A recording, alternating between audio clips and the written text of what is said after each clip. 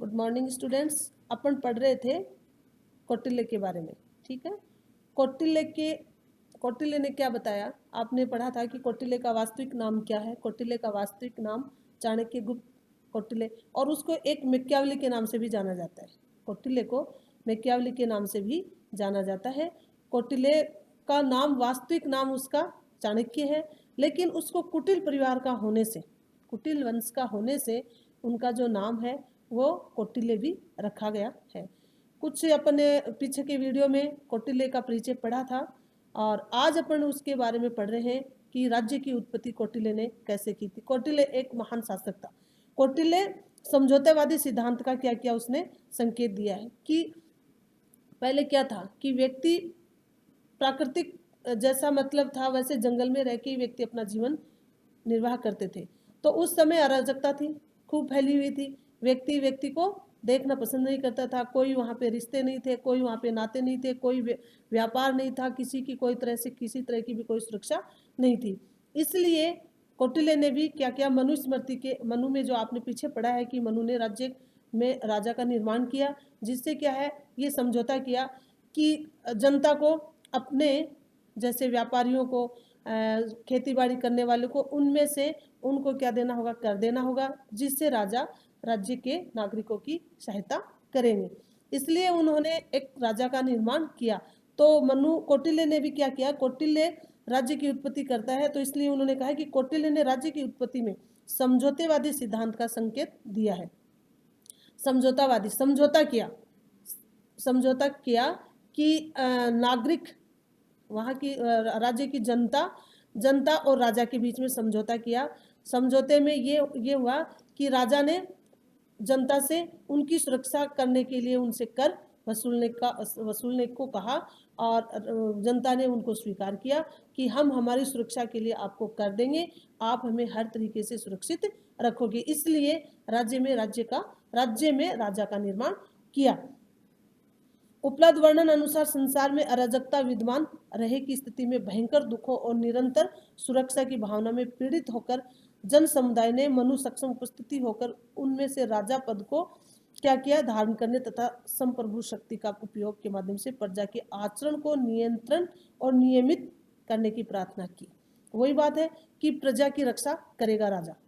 एक राज्य में एक राजा होगा जो प्रजा की क्या करेगा, रक्षा करेगा, सुरक्षा करेगा। और वो कब करेगा, उन्होंने समझौता किया राजा के बीच और जनता के बीच, कि जनता को क्या करना होगा, मेहनत करके, जैसे व्यापारी हैं, कृषि है, तो ये क्या है कि कृषक है, ये क्या है कि अपने जो आय होगी उसमें से राजकोष में अपना कर जमा करवाएंगे, जिससे राजा हर जनता का सहयोग करेगा और उसका जीवन निर्वाह करने के लिए राजा को तत्पर रहना पड़ेगा, और प्रजा की वह रक्षा करेगा, जन कल्याण करेगा, उनकी सुरक्षा करेगा, और हर उसमें नियमों से रख करके उसको बचा के रखेगा। ये था कि मत्स्य संघ, यानी मत्स्य का मतलब मत्स्य न्याय, यानी छोटी जो मछली है वो बड़ी मछली को निगल जाती है। कौटिल्य का ये कहना है कि छोटी जो मछली है वो बड़ी मछली को निगल जाती है। इसी प्रकार से जो निर्बल व्यक्ति हैं, धनवान व्यक्ति, उनको क्या करते हैं, उनकी तरफ उनको प्रताड़ित करते हैं, उनकी तरफ उनके जीवन की प्रति किसी भी प्रकार का वो है अपनी जिम्मेदारी नहीं महसूस करते हैं। इसलिए उन्होंने एक राज्य की उत्पत्ति की, और जिसमें क्या होगा, राजा होगा, और वो प्रजा के साथ में समझौता करेगा। समझौता करके ही राज्य की उत्पत्ति की थी कि प्रजा क्या करेगी, प्रजा तो करेगी खेती है, कृषि है, उनके उपज का, और उसमें जनता को देना होगा कर, और जिससे राजा क्या करेगा, प्रजा की रक्षा करेगा। प्रजा ने मनु को आश्वासन दिया कि इसके प्रतिफल में जनता शासन के प्रति सदैव आज्ञाकारिता का भाव धारण करेगी तथा निश्चित सिद्धांत के अनुसार अपनी आय और अर्जित संपदाओं में से निश्चित भाग कर के रूप में राजा को प्रदान करेगी, ताकि उसे राज्य के दायित्वों को पूरा करने के लिए साधन उपलब्ध हो सके। यानी कोई भी प्रजा फिर किसी भी तरह से असुरक्षित नहीं रहेगी, वह राजा अपने दायित्व को पूरा करेगा।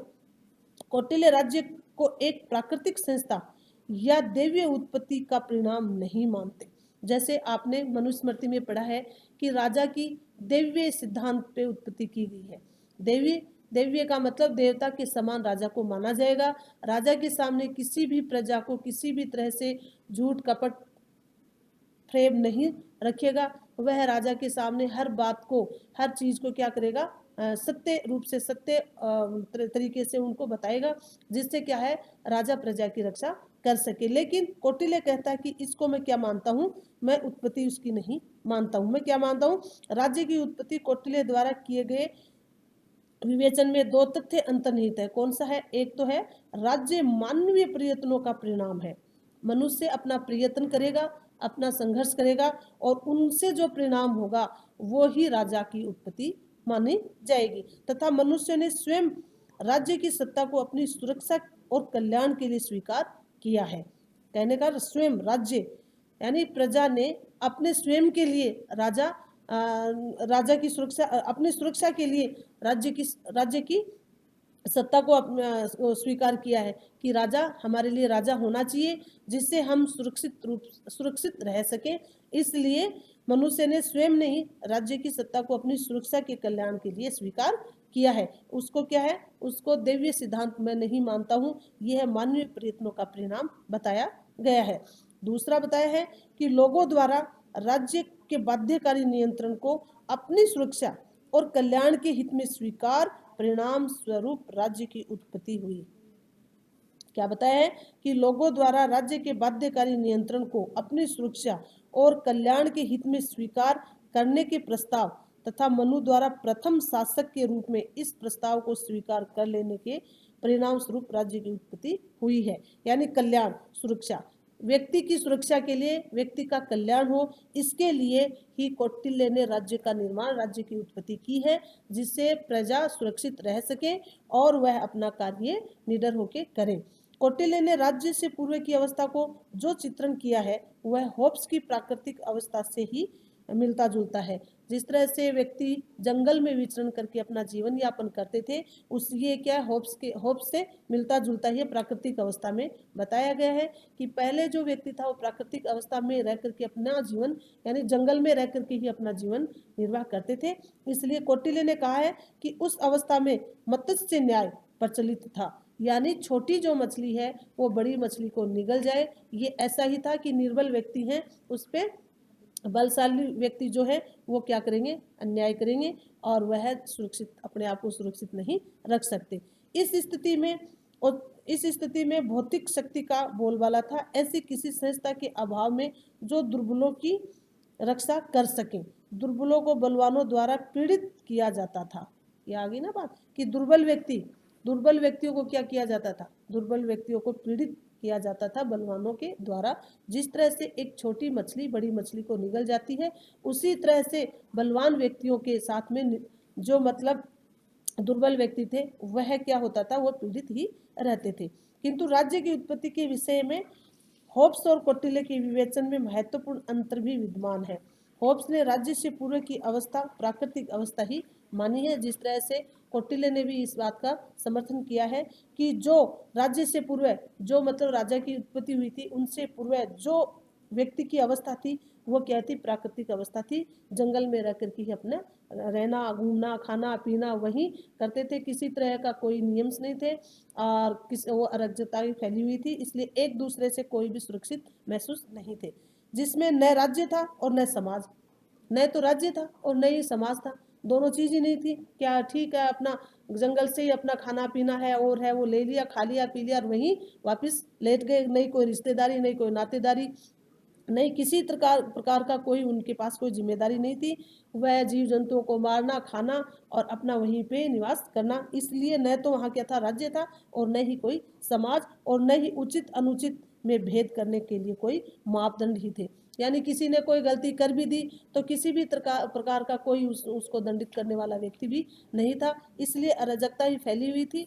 और कौटिल्य ने राज्य से पूर्व की अवस्था को प्राकृतिक अवस्था नहीं, अराजकता अवस्था कहा था। यानी वो उस समय प्राकृतिक अवस्था क्या, अराजकता, यानी किसी को भी मार दिया, कर दिया तो अपनी मन मर्जी से कर दिया, कोई भी व्यक्ति उसको क्या दंडित नहीं कर सकता था, ऐसा वहां पे कोई प्रावधान ही नहीं था। कौटिल्य ने राज्य से पूर्व की अवस्था को इसका अर्थ ये हुआ कि कौटिल्य ने यह नहीं माना कि उस अवस्था में समाज का भी अस्तित्व नहीं था। कौटिल्य और होब्स के दृष्टिकोण के मध्य आंतरिक का ये महत्व राज्य की प्रकृति के विवेचन परिलक्षित होता है। होब्स के प्राकृतिक अवस्था में समाज या औचित्य के मापदंडों का भी अस्तित्व न होने का परिणाम बताया गया है। उत्पत्ति भी इसी समझौते के द्वारा हुई जिसके द्वारा राज्य उत्पन्न हुआ। इस प्रकार राज्य अपने अस्तित्व से आने से पूर्व विद्यमान किन्हीं मापदंडों को लागू करने के लिए तो राज्य और सरकार जनता इनमें दोनों में समझौता करके और इन्होंने राज्य की उत्पत्ति की।